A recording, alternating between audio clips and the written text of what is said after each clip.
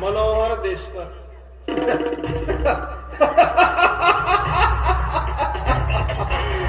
मामा, वाटलं होतं तू माझ्या शब्दाबाहेर जाणार नाहीस, पण नाही चला, तू पण खाणून पाणी पिणारा माणूस निघाला. मी मस्त हा कोरा कागद घेऊन आलोय. मला वाटलं तू पटकन सही करशील आणि ही सगळी संपत्ती माझ्या नावावर करून टाकशील. नाही, आणि ती तुझी मुलगी रचना. चला, मी तिच्याशी लग्न करायचे स्वप्न बघते आणि ती दुसऱ्या मुलावर प्रेम करते. नाही, मी तुला असंच मोकळा सोडणार नाही.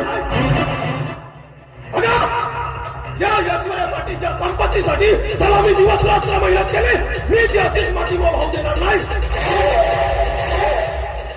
मनोहर देशकर, तुझ्या जावई होणार तर फक्त हा उत्तम अभयंकर. कारण मला तुझ्या मुलीशी लग्न करायचं आहे आणि तेही फक्त एका रात्रीसाठी. मग तिला सोडून द्यायचं आहे. कारण कसं आहे, जेवणाची पत्राळ फक्त जेवणापुरतीच वापरायची असते.